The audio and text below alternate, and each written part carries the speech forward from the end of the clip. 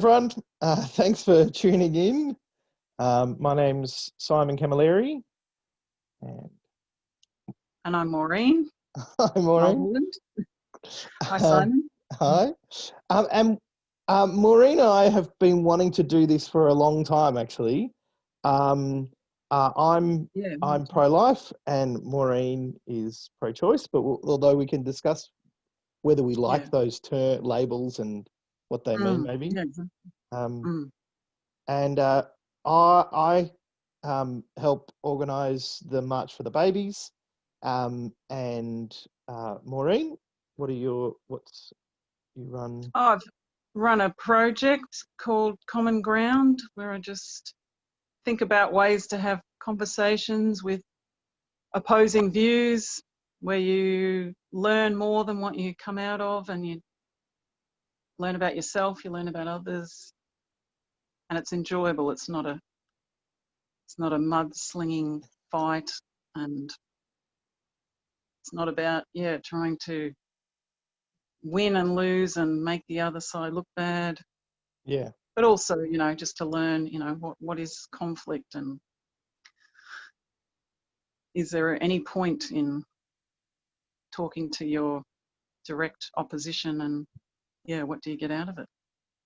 It's great. So this is a great issue because it makes people upset, and but they don't really talk about. I mean, they do. I watch hours and hours of YouTube videos of protests, and I just see those little minutes where people have a conversation, out in wherever they are. Yeah, where the two sides. Well, that's sort of how we met, because I was attending the March for the Babies, and you were attending the counter rally that was happening at the same time. And online there was sort of discussion about can we actually have any conversations between these two groups or between these two sides, and both you and I felt passionate that it was possible, or should be possible at least, or that it's at least important.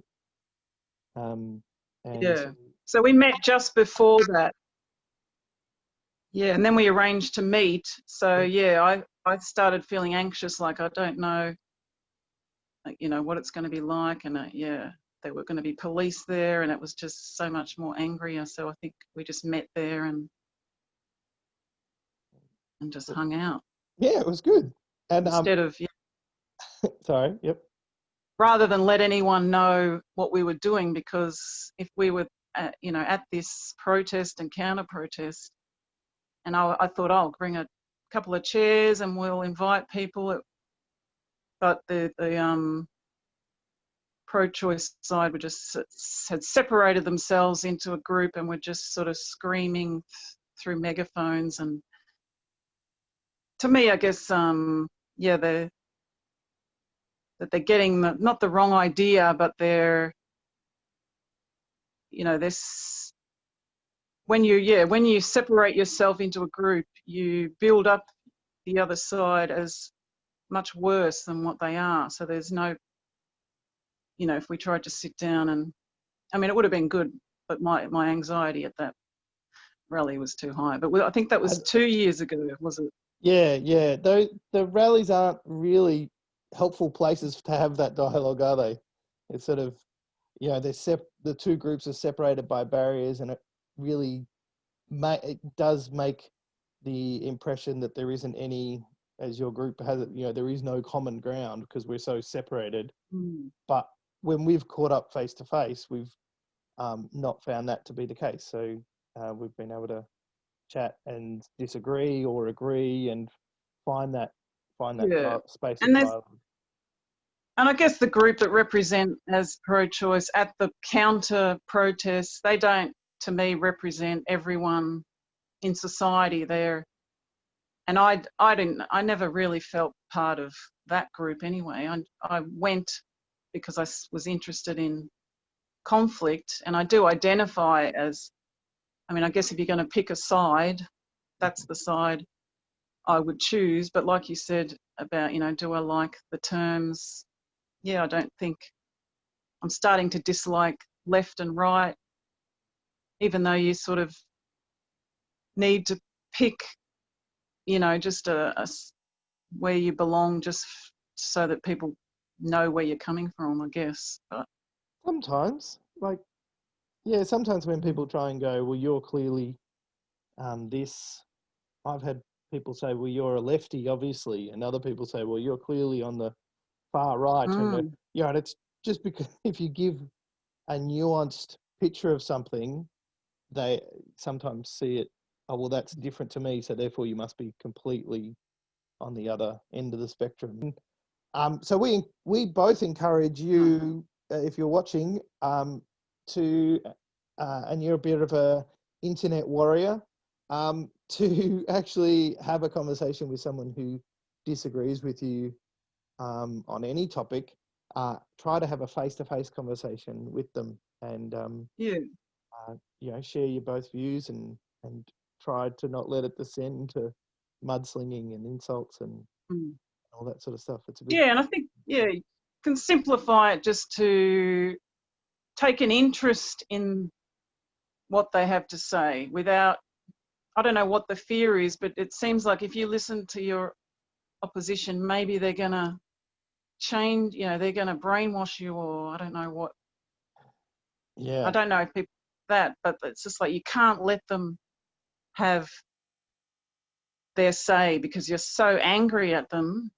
And I've definitely been like that for a long time, and something just sparked my interest in getting past that. And yeah, it did start with my friend Perry. You know, he was coming over, and my husband said, oh, you've got to be gentle with him. I know that you're you're this big feminist. You're gonna, if you tell him off, you know, you'll just destroy him. And I think that just clicked. Like, you know, why would I hurt another human being when you know, I think it's some loyalty to the group that they demand that you belong to and support. And, you know, if you're a feminist, you have to support them, whoever they are. You know, there's so many different branches of feminism, and part of it for me is going to uni finally and learning, you know, what is feminist theory and what's, you know, these theories that are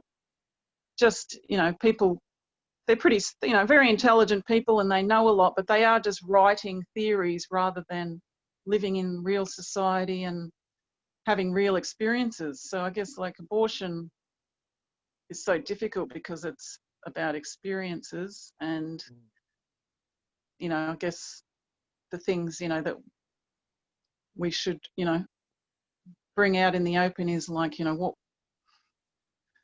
you know, I guess we've had discussions about some pro-life people just outright, you know, don't want to discuss, just, you know, you need to ban it and ban it now, and they probably haven't considered, I think you were saying you'd like Implications. the pro-life people to think more about what they're talking about, you know, when they go to the march, or Yeah, when they definitely. talk to their relatives, to actually think. As much as there's that group think with, like you were expressing it within the groups that you've been in, I definitely experience it. There's definitely a group think in pro-life circles, in some church circles, and it's really important that we make sure we're not just speaking into an echo chamber, and that we're only hearing our own things bounce back to us and patting ourselves on the back, that we have conversations that will actually help us be nuanced, even if fundamentally we don't change our position, because sometimes our positions are based on certain convictions that are at a sort of a fundamental level, but it may change how we express those convictions and how we actually think about implementing them. Like, we may agree on quite a lot of things about what needs to be done to support pregnant women, but, you know, who or there's a whole range of things we might agree in terms of the actual how we actually care for people. even if we disagree on some other things. So, yeah. So should we talk about what we personally believe, yeah, I think so. I and think then kind of then we can move on to what we questions or things.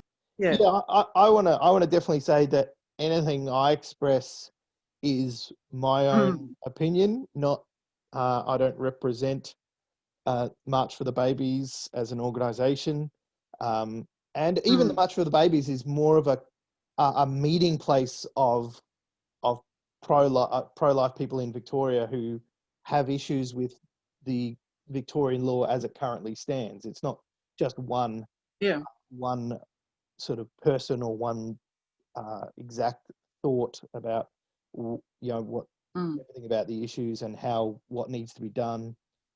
So I'm just expressing my my views and I guess I guess my side is I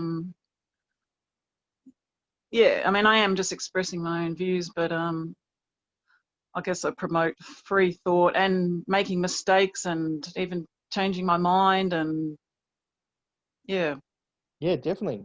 I hope so I'm not I don't ever want my group to be some kind of, definitely not paying any money to join, definitely not I mean, who knows what the future would bring, but cool. I think I always represent myself, and I sort of sit on the margins anyway, so yeah, I understand that. Cool. All right, well, shall we how about we just start with those big labels? I'm pro-choice, I'm pro-life. What does that mean to you? Do you like that? Do you not like that label? Does it, what do you think it means when people say I'm pro-choice, or what do you mean by it? Yeah, I mean, I guess I don't dislike it because it's fairly black and white. It's do you think if a woman needs or wants an abortion? I guess there's different levels of that, and to me, having an unwanted pregnancy, I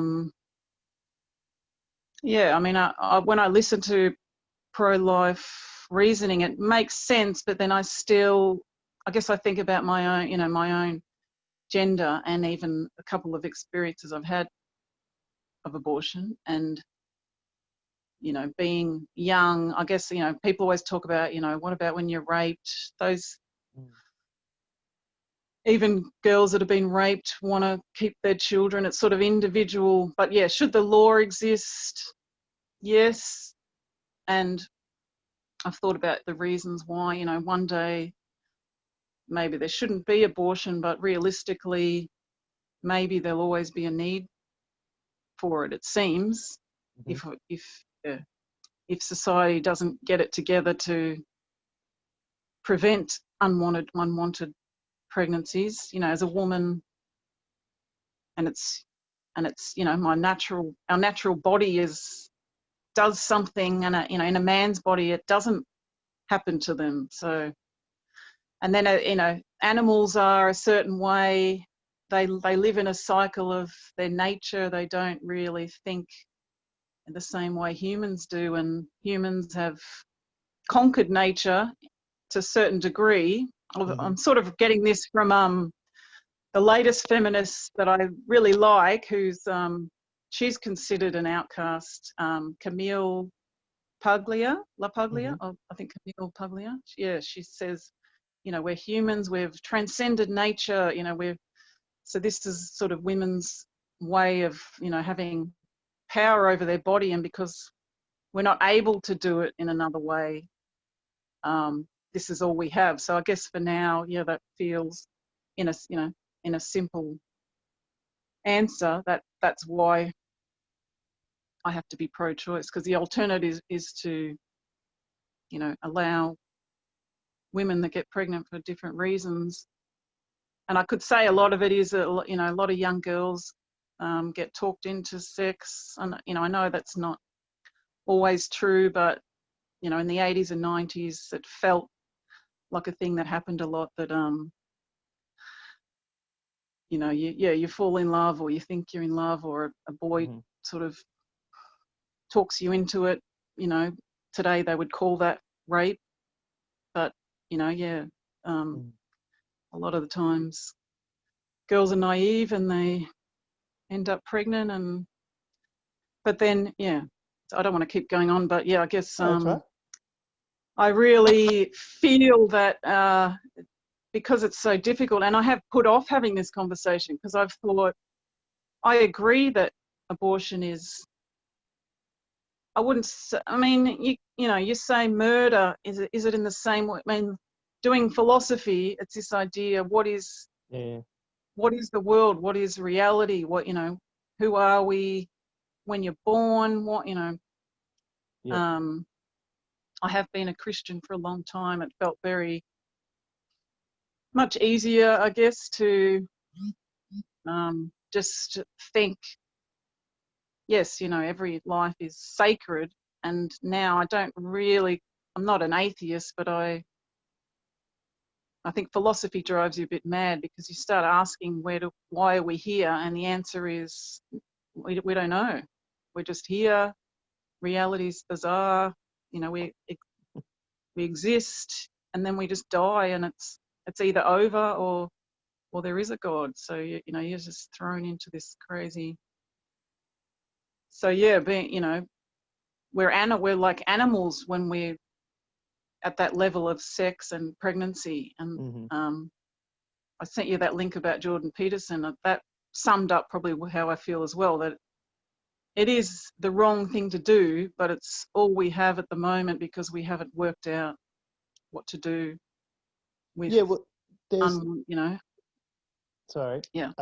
There is I guess there's two questions that don't often get separated, which are, is abortion moral or ethical in certain circumstances, and only in certain, so that whole question, which is maybe the principle side of it, and then there's like the practical side of it. Should it be illegal? Should it be regulated? Should it be restricted in any way? And they're two. Sometimes we lump in these conversations, I find online, is they get lumped together, and some people can have quite nuanced views. They could have a view that, actually, I think it's immoral, but I don't think the law should enforce morality, say, or they think that, so they could be pro-life principally, but pro-choice practically. And some people would be, well, no, the only way you have, the reason why it should be legal is because principally it's moral in all circumstances, no matter what. And then you'd have the other side, which would be, it's immoral, and therefore it should be illegal, and then they're the two polar opposites. And then you could also say, like, it's immoral in all circumstances, or it's immoral in some circumstances. And so I find like those difficult. So where do you think, because you've talked a bit about that you don't necessarily think it's right, or that it would be better if we lived in a world where we didn't have abortion, but that there's a necessity. So that's sort of the practical side of things. There's a necessity for abortion. Is that where you think you sit? Do you think that abortion is ever immoral? Yeah, immoral, or what? Well, I could only really sit there by reading, because I guess now I only started uni at 35, so I've become more of an intellectual thinker more than or emotionally, or based on my experience and what opinions people have. So there's only 2 or 3 feminists that have this opinion, and the other one's Naomi Wolf, and she's quite a well-known feminist. Otherwise, I think all the feminists will say there's nothing immoral about it. And I think that there has to be just a sort of a fear that if they step over the line and say that it's immoral in any way, and I guess moral, yeah, we do have universal ethics or morals as a society, Western society, even other non-Western, yeah, where we all think what's ethical or moral. And I guess they say, you know, a woman's body, whatever's contained inside it is her body, maybe. Yeah, I would call myself the pro-choicer, but I haven't taken much interest in, as soon as I kind of hear that, it's, you know, when it goes into biology and how it's a woman's body, it becomes an opinion. I mean, how can you really say? And scientifically, I was having an argument in another issue and just saying I've learned about scientific, I think it's called scientific materialism, where you believe science is going to solve everything, prove everything. Yeah. And it's like, well, there's a point where you've got the data, the scientific data, and then you've just got to sit down and talk about it. So, you know, and I think, yeah, I think this came from pro-lifers, but now that you can see inside the womb and you can see the baby, you know exactly what they look like. Yep. You can get the best video quality, and that made a big difference, I think. Mm. And interesting, yeah, what's happening in America with that a new is it Supreme Court judge could. Yeah, because the people I've talked to that are pro-choice, they assume, oh, they're just going to make abortion illegal, but they're not aware of all the different stages of law. Like they've got the heartbeat law, and then other ones about, because they've got, yeah, all the different states would have different laws. Yeah. Yep. You require an ultrasound. It's a bit different in America. All the different states can have a lot more jurisdiction, whereas in Australia it's much more of a system where one law, like the different states do have different positions or different laws on abortion, but there's a lot more general things that are across the board. Yeah, I mean, yeah, it was only the other day, was it Adelaide, about protesting out the front. So it's not sort of, and I mean, I wouldn't even know what to think of that. The safety, what they define them as, like safe access zones, as they call them. So 150 meters. If you're watching and you don't know about that, there's a law in Victoria that 150 meters around an abortion clinic, you can't, basically you can't express anything about abortion or communicate anything. So you can't be there protesting, you can't peacefully protest, you can't sit there and pray, as some want to do. And the one that I think is hardest is you can't be there even passively offering assistance to women who might not have found assistance anywhere other than when they're coming to that place and they think they're alone, and they're not part of any community or anything like that. And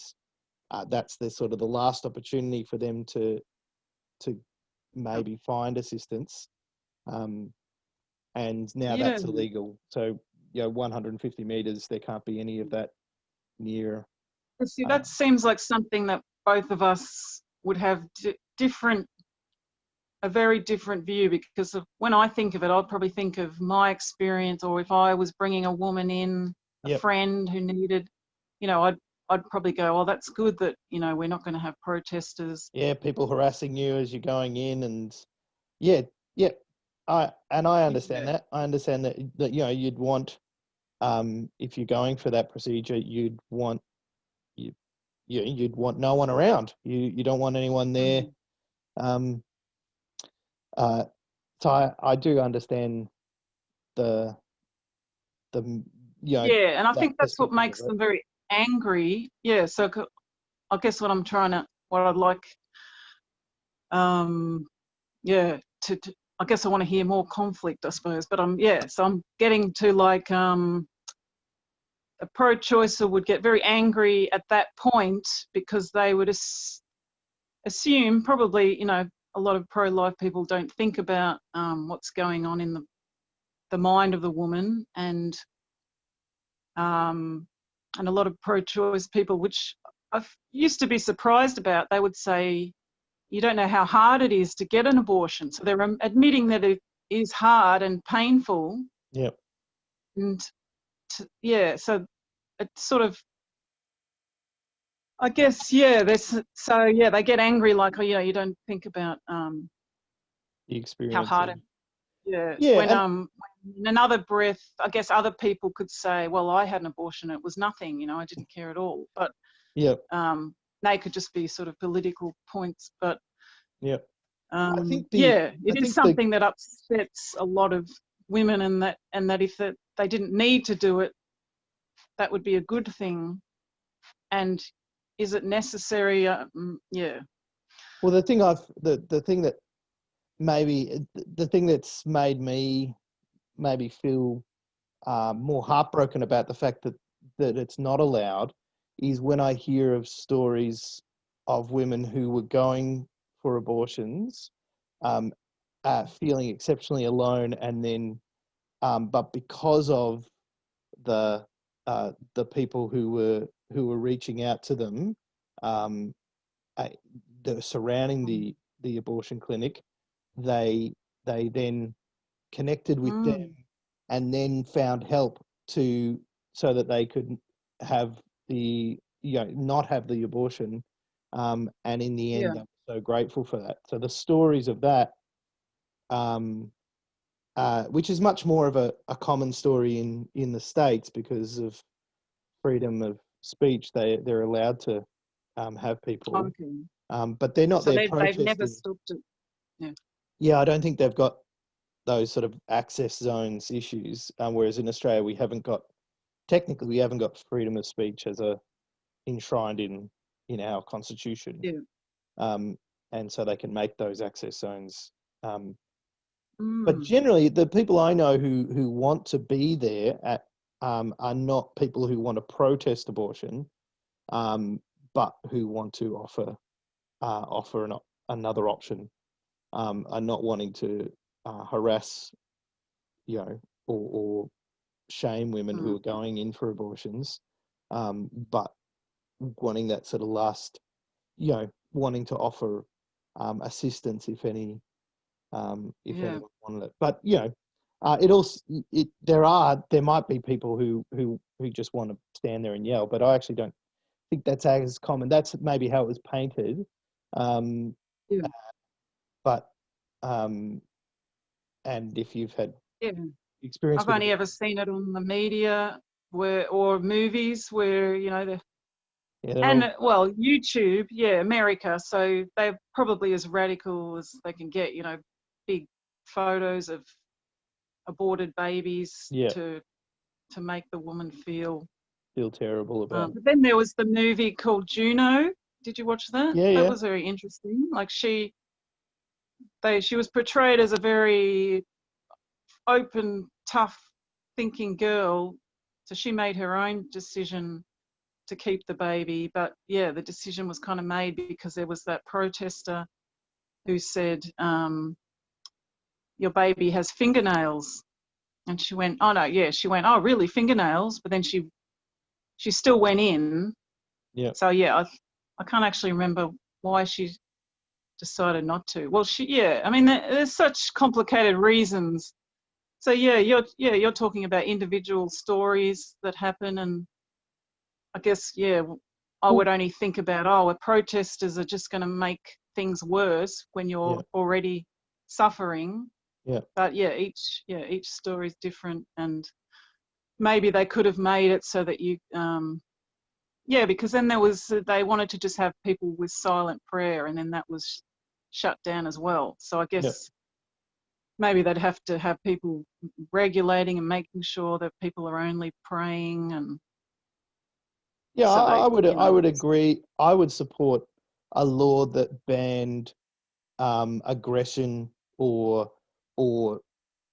things that were there to shame or and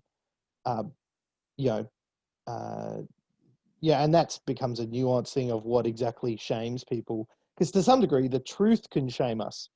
Like, so if the truth is that it is a baby or it is a human being, it is something that's valuable. It is so I was talking with a Melbourne sonographer who was telling me that a lot of the women who are planning to abort never want to see the scan. They don't want to see the scan because the scan humanizes the child, or doesn't. The scan doesn't actually humanize the child. It's whether the child is human or not, and the scan reveals the humanity of the child.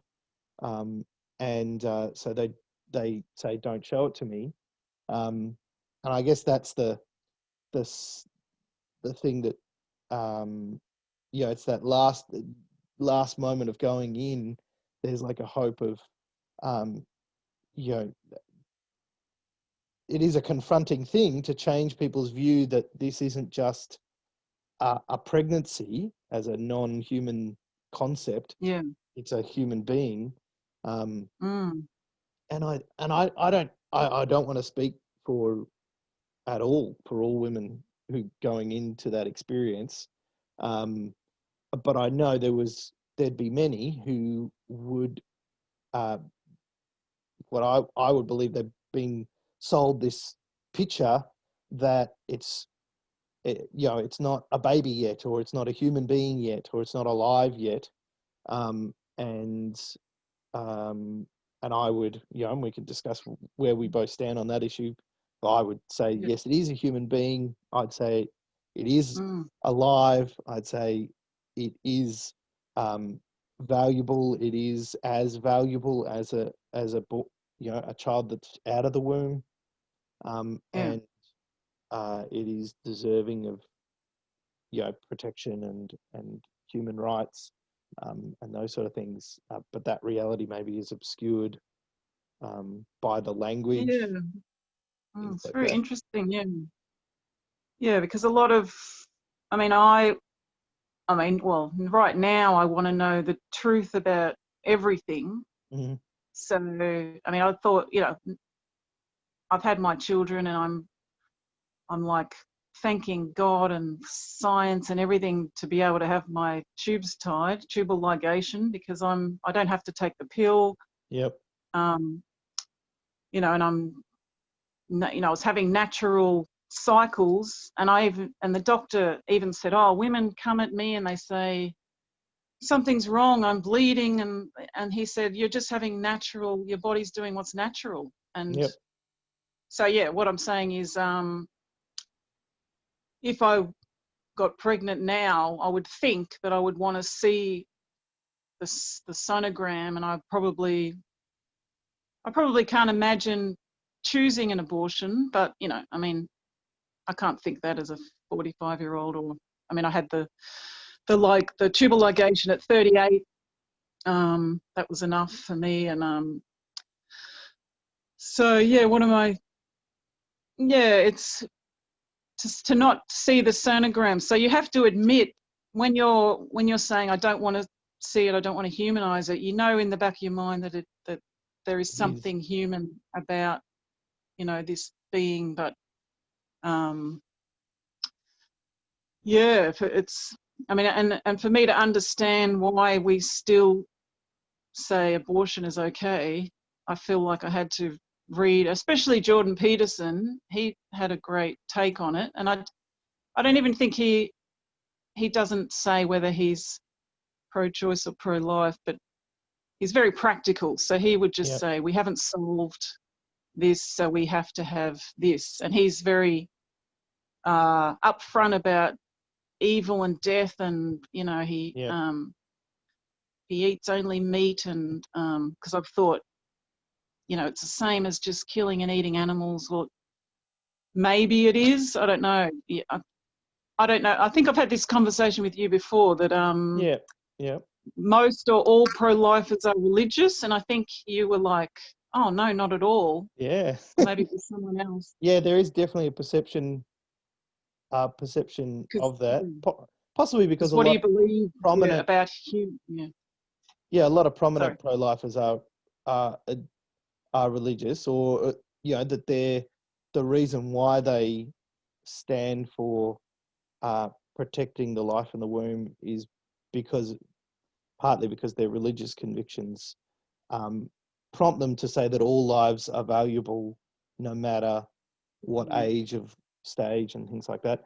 But there's a whole bunch of people who aren't religious who acknowledge that truth as well. So there's if people are looking up, there's a great a group called Secular Pro-Lifers on Facebook and other places, and they're great, and they're so frustrated by people who have that perception that it's just a religious question. There's no sort of ethical or humanitarian question, or whereas I So they think just see human life as.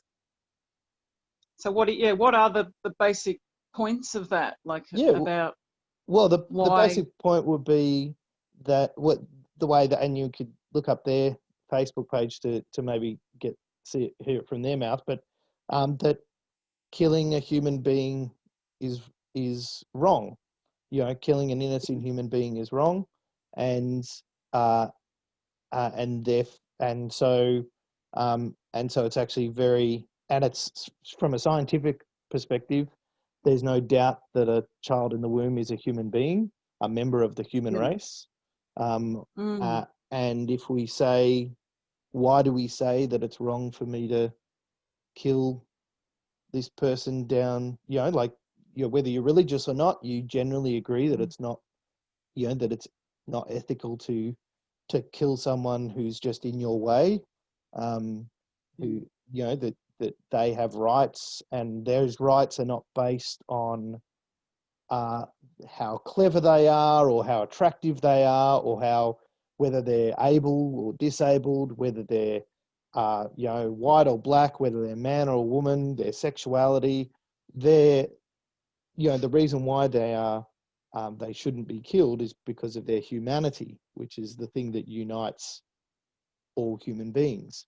And that's the one reason why you don't go, well, we can kill this subset category of humanity. And so they just extend that, and I would too, to the difference between a human being in the womb and out of the womb is arbitrary, in the sense, not arbitrary to the mother. Obviously, it's very significant to her whether it's in the womb or out of the womb. But in terms of to the human being itself, that difference is quite arbitrary. So a child couldn't be, my daughter she didn't want to get out of the womb. She was in there for an extra, got out, and we had to induce after 41, 42 weeks. Whereas children have been removed from the womb at 24 weeks and survived. And they can do surgery where they remove a fetus from the womb, do surgery on it, and then put it in the womb. Are you serious? Wow. Yeah. And so you sort of go, well, what was the status of that child? Yeah. Did it become a human being and then lost its humanity again when it went back in the womb? That I think the continuation of the humanity of the fetus from zygote, fetus, newborn, toddler. It's just a stage of development, and some of them are in the womb and some are out of the womb. And so if we consider that it's unethical to kill a child out of the womb, then you've got to argue what makes the child within the womb have what makes it lose its human rights, what makes it lose its loss of humanity. And the natural discussion then plays to the effect that has, the difference between a child in and out of the womb is the effect it has on the woman herself. Yeah. That's where the my body, my choice comes, the bodily autonomy arguments, those, and I think they're really good. I think they're really important. And I think pro-lifers need to actually grapple with those realities potentially more than they do.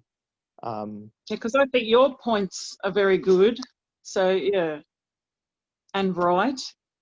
So, but I feel like we can get deeper, like what, because it's interesting to me because there's still questions I don't know, like if you're arguing with a pro-choice person and they're saying, well, what if, if it was me saying, what if abortion was illegal? Yep. And, well, I guess, the argument is that you return to backyard abortions, but is that what you think? I guess, what I'm asking is like, do you just hold that position about pro-life without having any answers about abortion? Like, because you know that's the right thing. Because that's the right thing to do. Yep. And I'm thinking of my father right now because he was an advocate and I was too young to think about these things. Yep. But I wonder if he was thinking, well, he was a Catholic, so they believe, that sex isn't even for enjoyment, it's just for procreation. So I think, and he was an old-fashioned guy, and there's 9 of us. I don't want to straw man all Catholics. I know some Catholics who might disagree that sex. Well, I just know, when I'm arguing with him, that's what's in his mind. So I know that when I'm discussing with someone, I'm trying to understand their mind, because one thing I learned in philosophy is that every single person's brain it's like a whole world in there. And if I just take an interest in, but then pro-life is a whole group, so you share. Well, we share, but you're right. There are different. Sometimes it's just that pro-life can mean just focused on the issue of the child's rights and that abortion is wrong, and that abortion should be abolished. I love this threefold aspect to the issue. He's talking about, I would like to some degree abortion to be illegal, but more than that, I would like abortion to be unthinkable, and I would like abortion to be unnecessary. So unthinkable means that actually that's a social change. That's how do we relate to life? How do we relate to sex? How do we relate to our bodies? How do we relate to others? How do we? Because if we just said we're not going to treat sex like a commodity anymore, we're not going to have any sexualized, and when I think about, a really conservative government doing that, I sort of go, like, society's never that great. Everything we try, I mean, society's better than it's ever been. Yeah. Even though, people are going crazy that, things I'm not are worse. sure if society's, in some ways it is definitely. In other ways I might disagree, but. And another view that was very interesting was Ben Shapiro. It was, he's someone that loves the truth, and even though I don't agree because he's so conservative, and I don't know if a lot of it's from what he believes as a Jewish man, but he said he wants abortion to be illegal, and he doesn't mind, you know, he's willing to accept that women are going to be forced to have babies because that's a better way to move our society towards valuing life. And I just went, oh, that's cold. Like I was thinking, but then I He thought, doesn't well, have a very you have to play it out. That's what, I don't know if you think that's what, yeah. if a pro-lifer thinks that everything should be, and for me as a pro-choice, I have to admit that it's killing a human being. I mean, I guess I should say it's murder.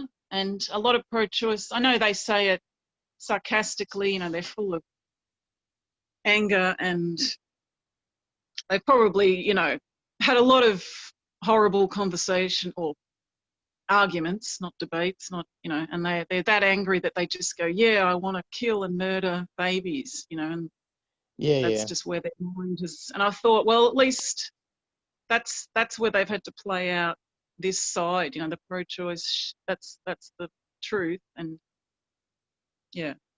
Yeah, I think the language of force is a really tough one, and it's one that gets, I guess, thrown at me a lot in terms of, oh, you want to force women to give birth to babies. And the challenge with any law, or the challenge with anything, is that there's, especially with the issue of abortion, is there's force in both ways, right? So either we force women, you know, abortion forces a child out of the womb, so it uses force, it's an action, and it uses violent force against a child, and preventing that uses force, right? It's the same thing as if I wanted to kill my 5-year-old daughter, and then you wanted to stop me, I could accuse you of wanting to force me to be a father. You know, that you were forcing me. Technically, whenever you prevent someone from harming another, you are forcing them to not harm them, right? So there's an element in force on both sides. I definitely disagree that any woman should be forced to. I was going to ask that because you said, that the pro-choice argument about women's autonomy. You think that's good. So yeah. I think there is a validity to the concept of autonomy, right? So I don't think any woman should be forced to have a baby, right? But because of that, I disagree with rape, right? So no woman should be forced to have a baby. But what happens is, once you're pregnant, you have a baby, right? The baby is there, the child is there. And now you have to go, well, what do we do with that? The natural progression of this, if we stand back, the natural progression of this is that child is going to naturally develop and grow, and it will get its way out, right? We don't even need to, fortunately we have intervention to make sure birth is safe in this country. Yeah. But development and birth will happen. Like, that's the natural progression of the child's existence. So you don't actually have to force women to give birth or force women to continue their pregnancy. Like, that's going to happen naturally. The question is should people be allowed to force the stopping of that natural process, and do it in such a way that a child is killed, or a human being. And if we want to talk about the terms, a human being, the human being in the womb is killed in the process. And that's the part that I take objection to. If there was a method of preventing the woman from having to go through the whole pregnancy because she doesn't want the child and she doesn't want to give birth, and there was a way of, I would be supportive of that, any method that would at the same time protect the child from being killed. So I don't. And you'd have to change the way women own their children, because then you would say, you know, as soon as you're pregnant and this is a human being with rights, then and maybe we're seeing children like that now we don't punish children same way we used to. Maybe think, it is yeah, heading definitely. towards. I definitely think we can. The idea of not being like so on the issue of adoption. Adoption is still incredibly stigmatized in Australia. It's Is it? Yeah. not to be adopted, not to be an adopted child, but the idea of giving up your child for adoption is, Yeah. I think, still socially, seen as a bad parent. But the idea of terminating your child Yeah. is I normal. never would have thought of that. I thought that, you know, you'd be, you know, you're a heroine for going through it, and And then especially giving if up. you're young, yeah, and then there's class. You know, if you're too poor, you're in a bad situation, or Yeah. drug addicted. Yeah. That it. And I am very very supportive of any measures that would support women through to make that whole process easier. My wife and I looked into adoption, and we attended an information session with hundreds of other parents desiring to have Really? a child. And we learnt that there was only 14 children up for adoption. Wow, that's Um, amazing. and they explained I mean, why, and they were sort of proud of they said they were proud of their low numbers. And they said because if it's a late pregnancy and a mother approaches them saying they want to give their child up for adoption, they destigmatize the idea of raising their child, being a single mum, and they give them support, and they say you can do it and we can help you. And I think that's really good. That's really, really good. so they're encouraging them to keep the baby. If it's a late That's why stage. they're proud. But what they actually told us was that if it's not in the later stage of the pregnancy, they'll actually advise them to terminate the child, to actually have an abortion. And they told So this to the who's this group? this is Adoption Victoria. This is the at this information session for adoption. They told this to this room of longing parents who were just like, and you could just hear a pin drop, and there were all these questions afterwards. People going, well, how many children are aborted instead of who could have been adopted, and they shut down the conversation quickly. I think they realized they sort of stepped in it. But the fact that there are thousands upon thousands of abortions in Victoria, but only like 10 to 15 adoptions every year, to me, just it shows an actual real social problem that abortion is seen as that adoption is just seen not encouraged as an option, um, and that abortion is so normalized and so deemed just a termination of pregnancy rather than a termination of a human being. Yeah. Yeah, so part of my passion is not just go, oh, yep, abortion should be illegal, because I actually think if that's all we did, that would be disastrous. I don't think that would be good for society if all we did was make abortion illegal and stopped and did nothing. There'd be Is a there a lot lot of of people? Is there a lot of people that think like that? Because now it's really showing me that these two sides is very damaging, and that only way through it is to start something new where you step away from pro-life, pro-choice, and you start to I think do all these things. You know, I agree, talk but about adoption, I and don't think I think the pro-life movement gets painted as all we care about is births, but that's from me within that community. That's not what I hear. I hear the incredible support for support, crisis pregnancy centres and helping women who to not be in a circumstance where they feel like they have to have an abortion if they don't want one. Incredible support for adoption. There, Christians are running adoption centres, and if you look at all the adoption centres on the official one, it's all Anglicare and it's all Christian organisations that are running these that care about doing that.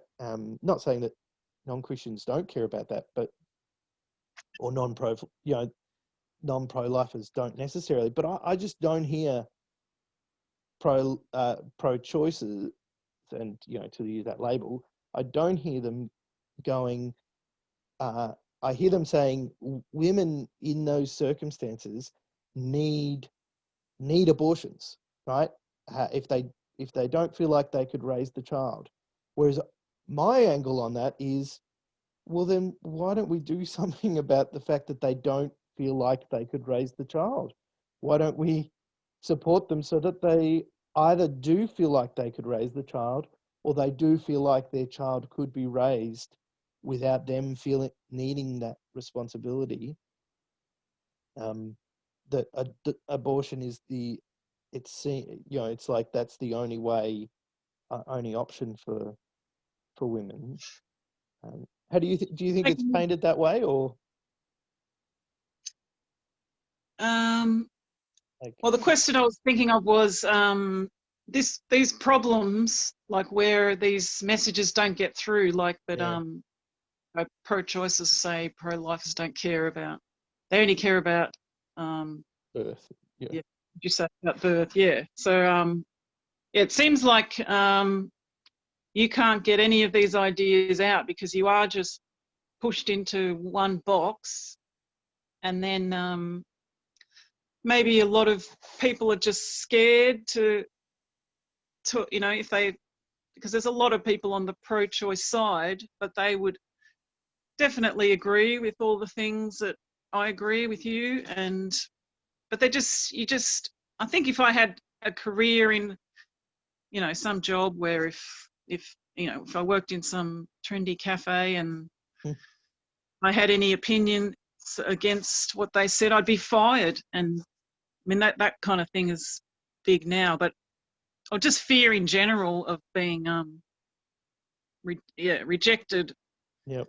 So it makes these sort of conversations difficult to have when everyone's expected to toe the line. Yeah, because I mean I'll probably go away from this and then I just seem to drift back to when I hear pro-choice, even the hardline speak, something in me just agrees, but I mean maybe not. I sort of because I think about my own situation. I was young, the first time I was under 18, and then the second time I was I did feel bad about it, and then I got pregnant very soon after and had that's my first daughter. Yep. And I think that experience and having no counselling and having a little bit of, I wouldn't say manipulation from my partner, but yeah, I think, I mean, if you just heard thousands of stories from girls and women and why they had abortions, a lot of them are grouped together, and mine was just, I was in a new relationship, and it's just so common, I guess, you're in a relationship, and the kind of person I am, or woman, I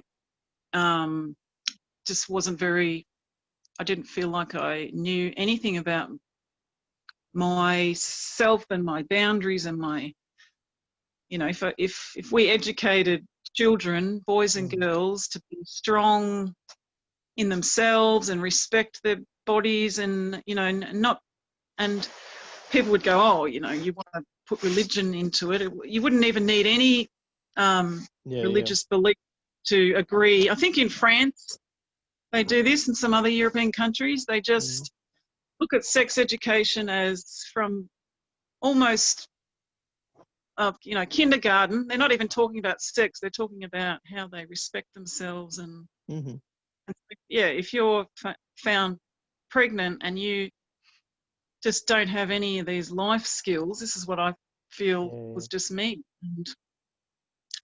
And then, yeah, it's the stigma. You know, I had my father was alive both times, and that was a big part of it because, you know, girls are very close to their dads, and you know, a big part of it is just you cannot tell them your parents, and there's just no way they're going to know, so you will do anything. Yeah, so I guess we could look at all the different groups of women that get pregnant, and that's what sort of makes sense to me. Yeah, why they do it. You don't need to answer this, but I'm just curious in your circumstance. You know, you talked about there's sort of the idea of stigma and the idea of how it would affect your life and your life circumstances at the time. If there wasn't that social stigma to the idea of either carrying the child to term and you know, adopting the child or raising the child in whatever circumstances you had, if there was actual support, like if you knew, you know, if you next door you saw that there was a crisis pregnancy center and you saw how they so you're aware of that at the time, do you think if those sort of support networks were there, that were actually there walking with you through that, do you think that would have changed your decision? Or when I think about it, it'd have to be a completely different culture. Like I'm thinking about, you know, I was near the end of high school, so, you know, and I'm extremely anxious, or I didn't have anxiety. I was very self-conscious, very shy. So it's just like nothing beats how my peers and my parents and family view me. And so I guess now I can look back and go, you know, that is, I guess, self-centeredness or selfishness or whatever. And, you know, as a human, that's, you know, and I study sociology. So, you know, looking at society, it's this completely messy, crazy place. And I don't really believe in good and evil. I can see how, like, we suppress our morals because, you know, stigma and, you know, fear of rejection is just massive. And it's very powerful. Yeah, so if our culture was different, but then I think it just wouldn't have happened, because if our culture was different, I don't know, you know, like the first time I was not far off being a virgin, I remember thinking, I want to know what it is and how it feels. But then beyond that, I didn't want to do it. And I was quite under the thumb of the boy I was with. And that's just how it was. I was had not been taught. I mean, I don't know how you can grab every single child and teach them and have everyone just so healthy in their mind that they know their boundaries. I think kids today seem to know, like my kids, you know, I hope that if anyone, you know, puts a finger anywhere near them physically, they seem to, because no, you know, you can't smack children, you can't you know, teach. No, it's definitely they're a bit out of control. The kids are a bit naughty. but that's probably it's really good that that the principle of consent is so, you know, is being taught to kids.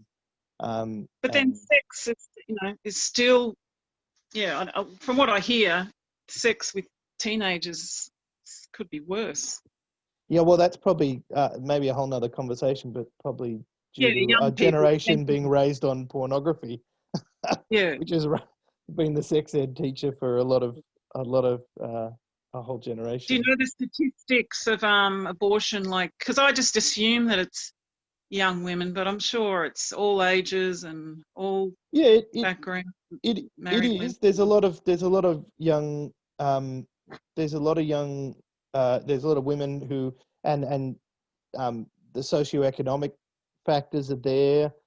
So the more educated women, I think, and the more, Yeah, the better off that the less likely they are, because they've got more access to education, sex education, and contraception, and potentially the prospect of actually keeping the child. They don't feel the circumstances make it needed as much.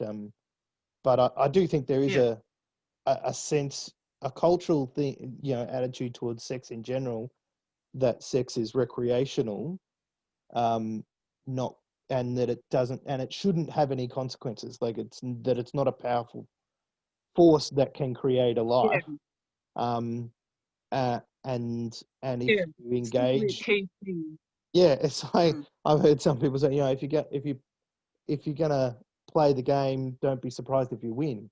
That that there's that life is a part of, not, it's not the only purpose of sex at all, but it's definitely biologically what sex is designed to do. And I think culturally we don't, until you're in the stage where you're wanting to have kids and you're finding it difficult, um, then, before that, it's sex is sort of recreational or seen that way. um, and and to keep that principle, maybe, or that value of how we treat sex, that abortion is to some degree necessary, or seen as necessary, because otherwise sex has consequences, and those consequences are quite heavy and quite big and life changing. um, and What do you think of because it's making me think of I I think of the argument about the patriarchy, um and that, like, I could almost say, I mean, I'm not going to settle on this, but it does feel to me that I don't know, women go along with the needs of men in a way. I mean, I know it's not mm, true all the time. It's becoming less true. I yeah, think the more that abortion is just accepted, that women, and I don't know, the new feminism, not there's lots of different feminism, but yeah, the popular thing now is to embrace sex and be into it. And I just sort of think, I don't know that many women and girls that were ever into it as much as boys were, and maybe even the boys weren't. It might have been just a bravado thing, but it yeah, it turned out that it seemed like the boys were always chasing the girls. So that needs to end, if yeah, if definitely. it's One going to of the things change. So that abortion does is teach men that there's no consequences. yeah, So the idea that they can have these flippant sexual relationships, and that there be no result to that, because abortion sort of takes care of that evidence, or that consequence of that promiscuity, then I think it breeds, both for men and women, uh, that flippancy. Um, it's often, I've heard it argued that for women to be equal, abortion's necessary because men can have sex and there be no consequences to them. Um, but, yeah, but I actually think that's a bad thing. I think that yeah, that's a bad thing, that men can think they can have sex and have no consequences. That's a cultural change that needs to happen, um, where men relate to women much better, and they relate to sex with much more responsibility.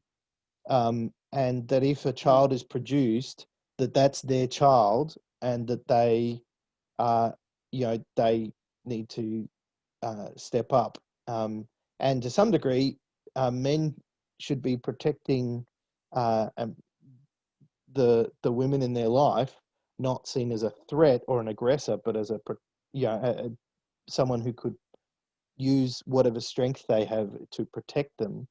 And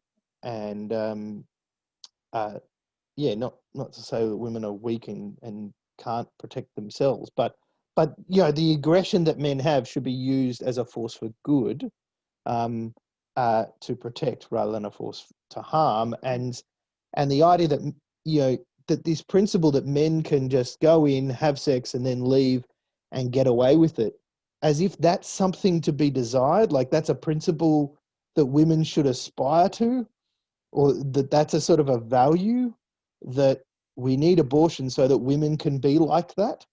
I think that we need to flip that on its head and say, actually, that's wrong, and men need to change, so that if a woman gets pregnant, that they're not left to fend for themselves. It's not going to harm them socioeconomically, that it's not going to leave them high and dry. And where the man doesn't do that, that's where I think society needs to step in. So I'm very much of the opinion that that we should, as a society, both through legislation and through community groups and things like that, needs to take responsibility for the children that are, our fellow human beings. So no woman needs to go through pregnancy alone. That no woman needs to face 9 months of pregnancy without support, without help, without financial help, social help, emotional help, psychological help, whatever support that she needs. That we need to be more like raised by the tribe sort of asset. That when a child comes into existence in our community, that we care for that child, and so that's why, for me, going back to those three things, that the idea of abortion being illegal, but abortion being unthinkable, is the change of attitude, but then abortion being unnecessary, where there's never a situation where a woman who wants to keep the child feels like her only option is abortion. Yeah. Or a woman who might keep the child but feels like she can't. And the vast majority of women who have abortions don't have it because the child is going to die, if they don't have the abortion, or they're going to die if they don't have the abortion. Those cases are so ridiculously rare that the majority of, so many abortions happen because it's not the right time, or the effect it will have they call it psychosocial reasons. The effect it will have on the woman. And so I think, as a society, we need to step up so that those reasons are not reasons to have an abortion. So that women. Well, I think this brings up a point of divide, because Yep. and not even really about abortion, about society. And I feel like from studying sociology, and I've been interested in sociology because I want to understand it, and I've really feel the need to come up with answers and control it, and what do we need to. And now I'm thinking, I don't think that sociologists should do anything. Like, our job should be just to observe, because society does what it does. But then when you said legislation, that's such a powerful thing that changes, but then it only changes in one direction. It can cause. So I guess, the difference, what it feels like between us, is that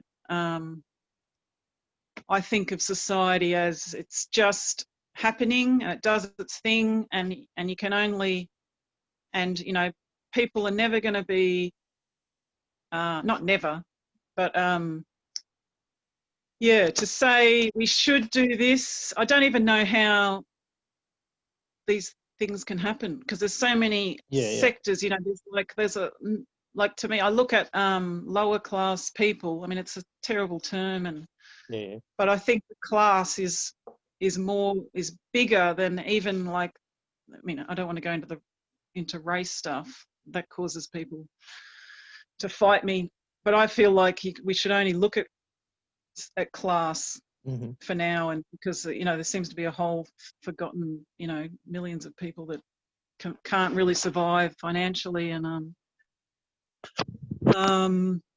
they just act, when you have nothing, you just sort of live in a more sort of natural way. You don't have any education. You've had your parents are trying to work just to keep you, so you're left. This is kind of it's not how I grew up, but it was my circumstance, because I was 7th out of 9 children, and I just run amok with all the other kids in Dandenong that were left, you know, like their parents were at work, or their parents were so strict that the kids had to run away, because Dandenong was a great place. It was full of ethnicities and cultures, and in the 90s, you were just, somehow you're in these groups running the streets and doing what you want, and now you look back and you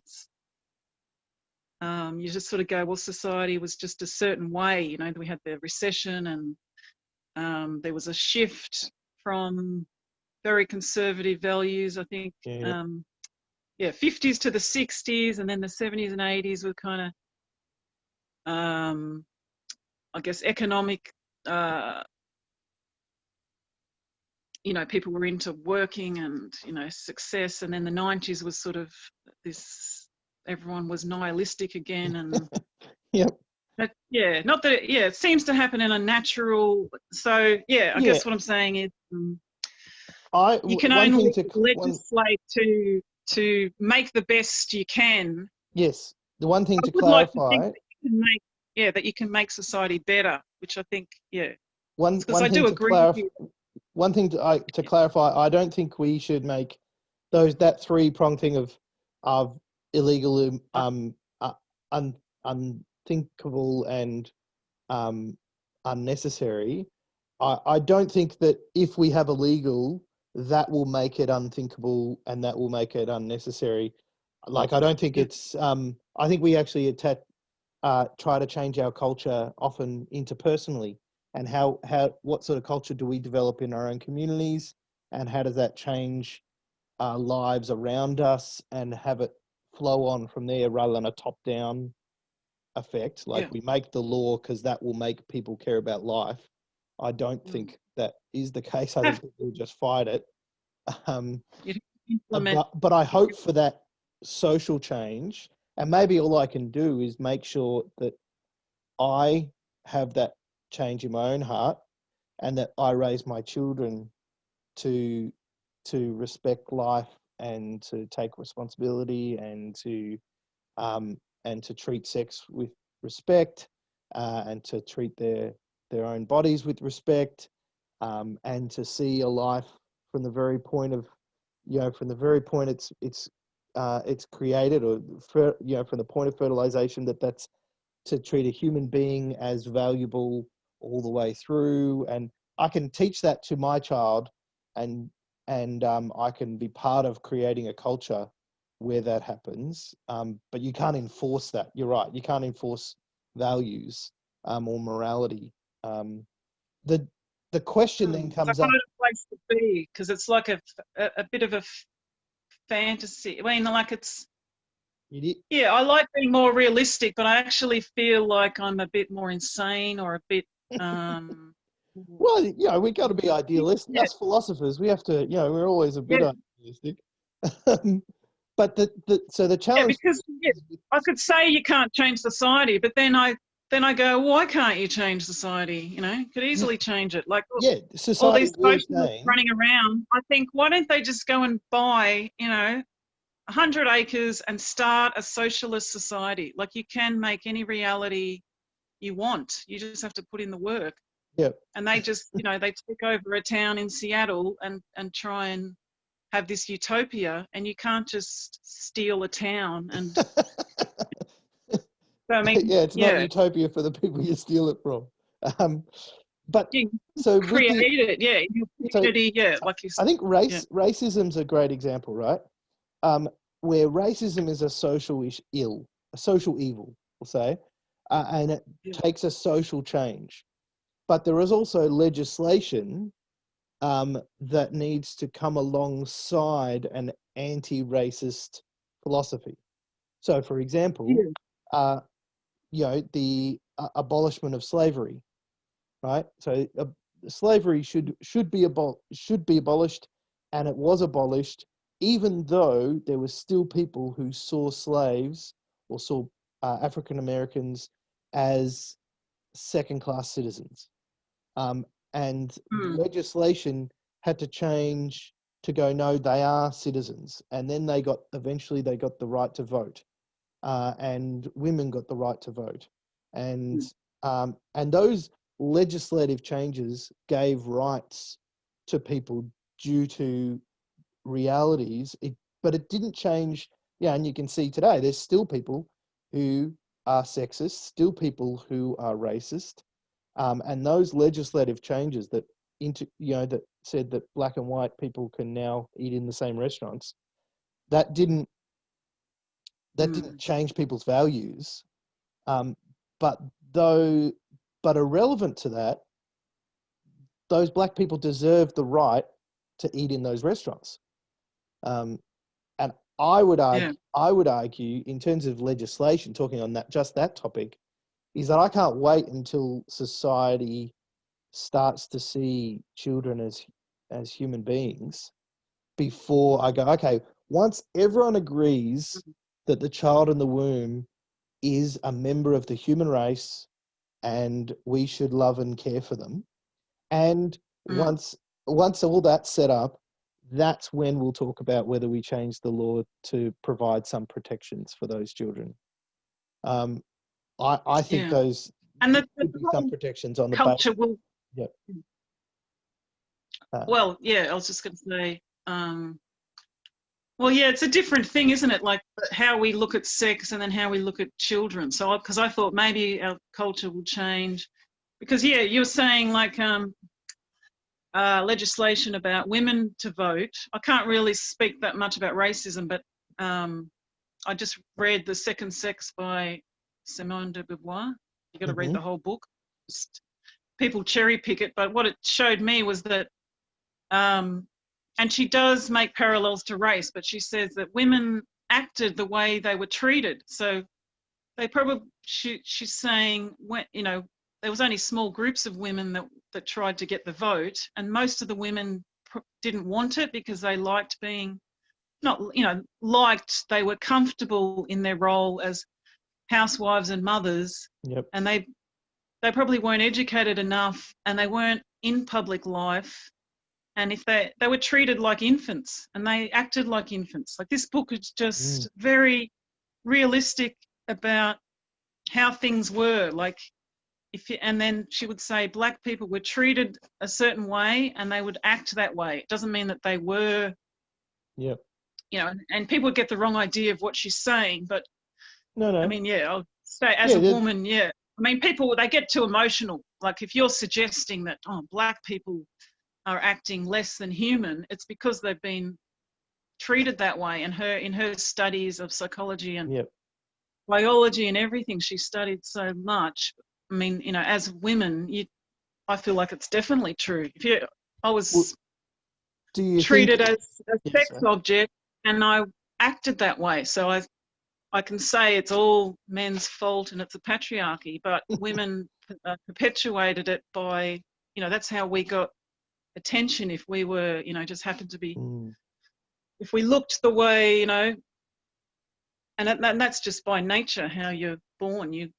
And by my character as well, I was a quiet, very agreeable person. So I got lots of attention from lots of people, and then you use that. So I think that's why, as in my 30s, I was only just started learning intellectually at university because I just acted the way the I was culture. treated. Yeah. So yeah, it Do does you think? change. So So yeah, legislation potentially can legislation, change. it can change at least. It says this principle, and I think we won't go into a whole nother conversation, but part of the point of changing the marriage debate and having same-sex marriage was to as a way of saying that these relationships are just as legitimate as heterosexual relationships, and that the law is a way, changing the law on this matter is a way of helping society agree with that or come to that, or acknowledge that. And I think that the law as it stands now in terms of abortion says that a child is not a human being until it says until it gives its first breath. Like, there are no protections whatsoever for children in the womb. There are none whatsoever. There's no anesthetic given for late term abortions. There's no, if a pregnant woman's beaten up and her child dies, it's not a death as recorded by. Really? Yeah. Oh yeah, I thought There's no some people protections. say. There's no I've heard acknowledgement that of the people child. say, yeah, if a woman's shot, then and she's pregnant, that the person gets charged with murdering the baby as well. Not in Australia. So in America, there are states where, and I think it's hypocritical that there's some states where if you shoot the child in the womb, because that's a pro-life argument, isn't it? To say, that if you shoot the child in the womb, you get done for murder of the child. But if the mother chooses to have the child terminated, then it's not. But in Australia, if you shoot the child in the womb, it's not murder. It's harm to the mother alone. So something that I think needs to change is that there needs to be some, and I'm not sure, like, I'm willing to have a bigger conversation with what should the legislation actually be. But as it stands at the moment, there are no protections. There's no acknowledgement of the humanity of the child at any stage, right up to the point of birth. And that allows for so much. And generally, I don't know whether, how you feel about that. Whether you think there should be some legislation that acknowledges the humanity of the child or provides some protections for the child at some stage.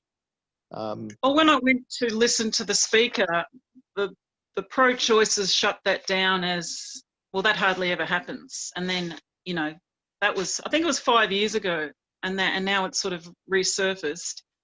And then you had all those myths about, and is that your brother? Yeah, that was a good conversation about whether the statistics are true or not. Yeah. But I suppose, like, what was the number? It was like a 500.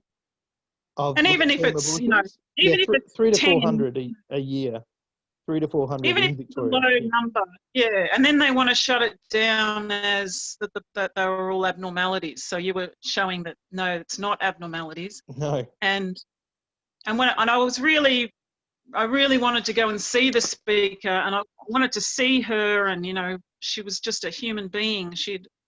Her mother went to abort her, and one of the nurses, I think, went against what she was meant to do, and she provided care to the baby, that they're meant to just leave to die. So It's quite, to me, it's a bizarre thing. And I feel very confident to move into this place and say, no, that's definitely wrong. Like, and should not happen. And I'm not going to, and I don't need to be put in a box, because it's happening in all these other issues that you don't just put me into the you're a pro-lifer and want to ban everything. No, that's what you that's just to make you get away with the idea that a doctor can even reach in and kill the baby with their hands, you know, and then pull out the baby. Isn't that? I think that's what the law in Australia is. With late-term abortions, it's through dissecting the baby inside and removing it piece by piece. And our law doesn't even prevent partial birth abortion, which is where the baby's basically, and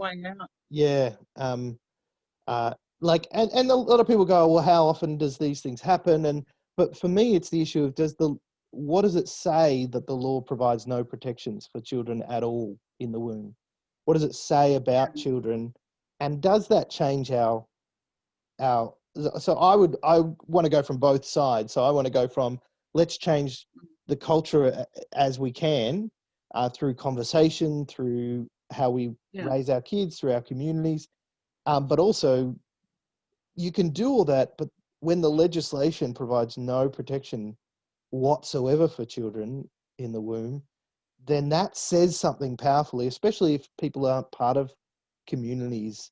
If people are just walking through life alone, then that says something quite powerful to women, I think. Well, I used to be very suspicious that 5 years ago, people were, the pro-life group were fighting to change that law that just came in about, you know, what was it called, up until birth?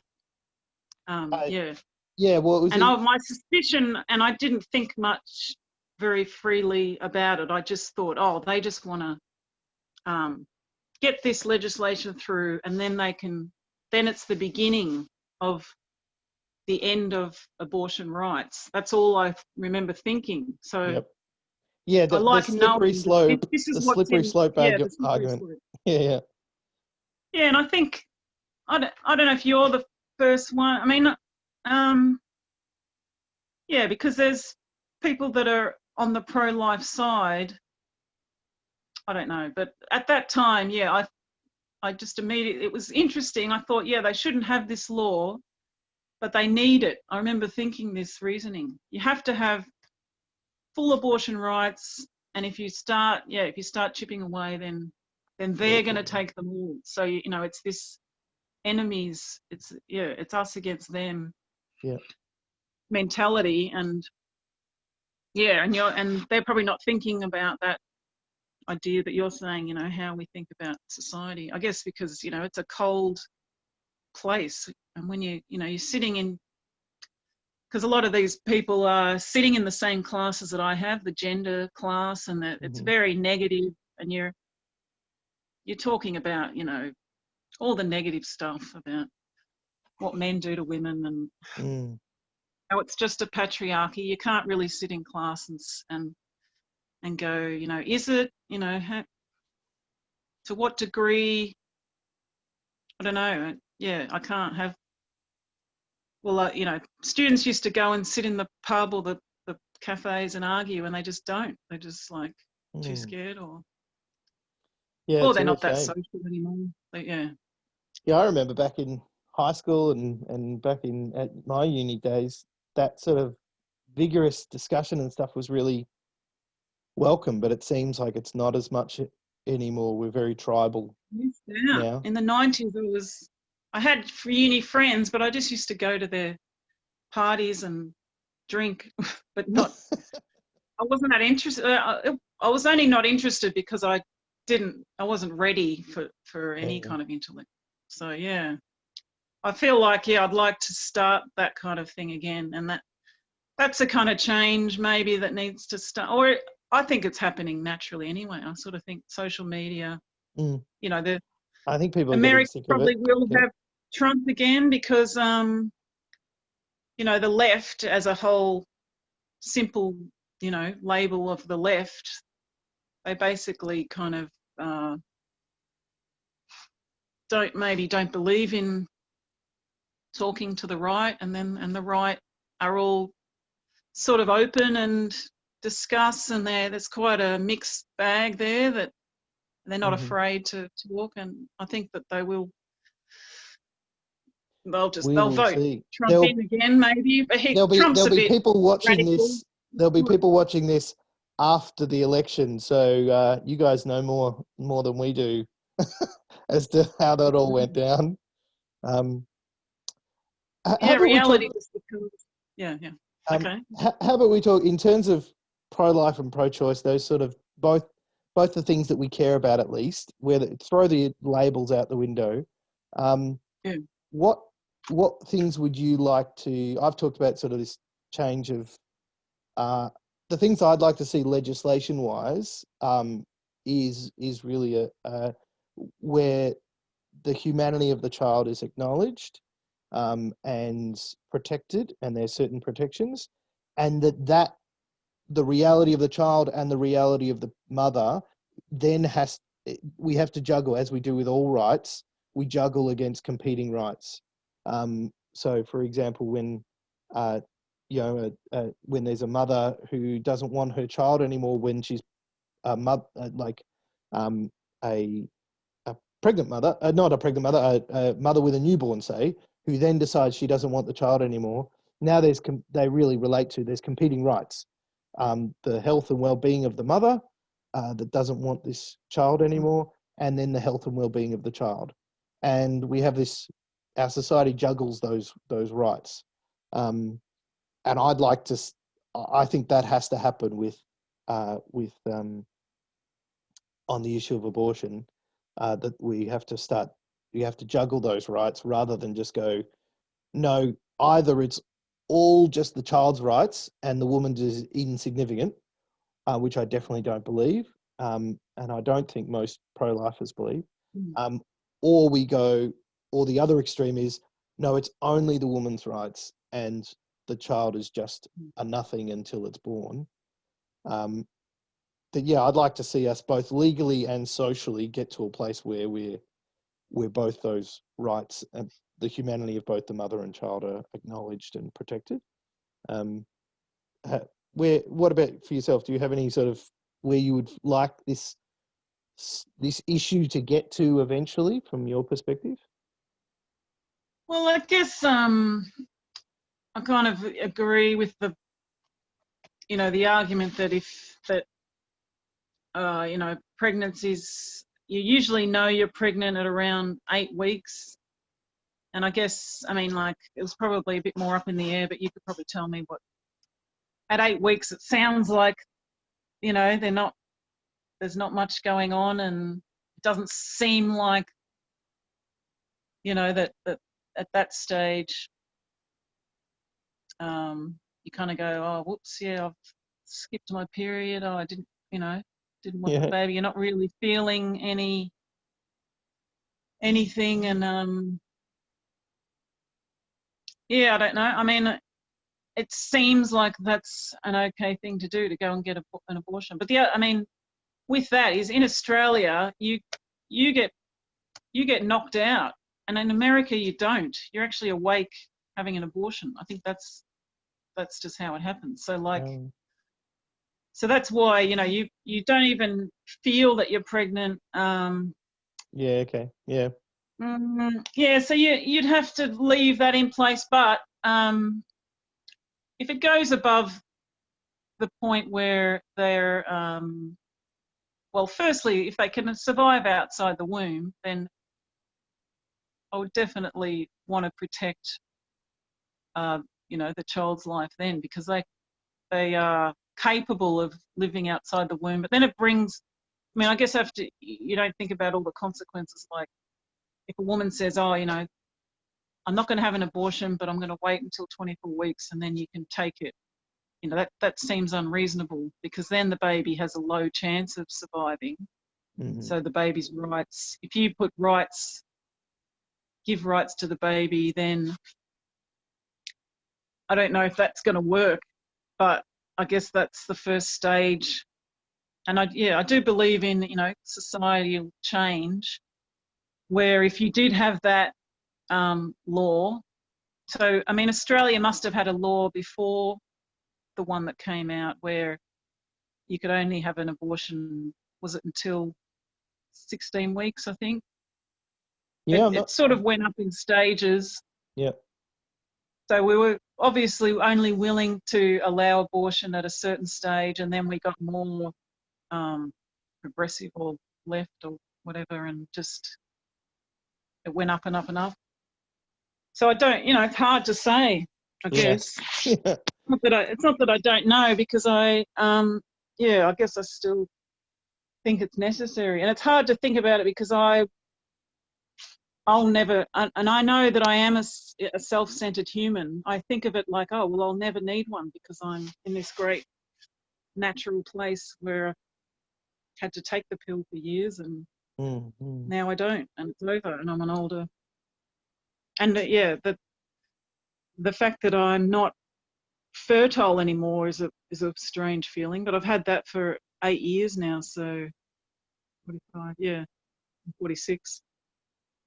I don't know, yeah, that seems like, for me, yeah, you're asking what would I think? Well, I would, I agree with what you're saying, but, I have that view that society is a certain way, and it's not fair, girls get pregnant for all these different reasons, and it's, just not fair to force them. And the original argument is that you're not going to force them, they're going to find a way.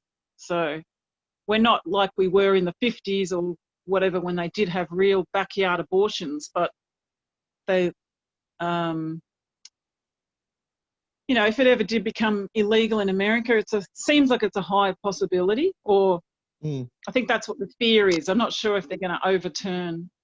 Yeah, but who knows? there's debate about whether they. Coming in. That's right. I remember at the last March for the Babies, there was Ros Ward and a few others standing on the side yelling. And they're yelling. Back to the backyard. Yeah, that's right. Yeah. Not. We're not going back. We're not going back. We're not going back. And I felt back like to the backyard, no way. Yeah, and back to the backyard. Holding a picture of a coat hanger, and I'm just squirming like, oh. But to some degree, I stood with them and chanted it as well, because that's so the opposite of what I want to see happen. Like, and that's why I don't feel like any legislation can just be passed without accompanying support. And that I would not, obviously, as much as if you're pro-life, you have to be concerned about those things. And if you're not concerned about those things, you're not pro-life. If you're not concerned about the well-being of women who are facing crisis pregnancies, then you're not pro-life.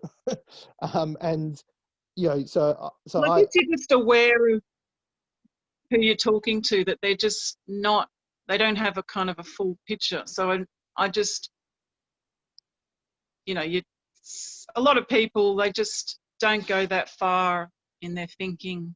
Yep. And it's hard to think about what other people are thinking. And that's all I seem to do. Well, that's a great, that's a virtue. It was very negative, and now I'm using it as a positive, I think. Yeah. But it's one of those things driving me insane. Well, we can't stress too much about what other people think, I guess. Well, maybe that's a good place to good note. That might be a good note to end this sort of formal part of the discussion, with that principle that. Yeah, I should get back to. I did open the front door, but the family think they can't come in. Oh, they're being very kind.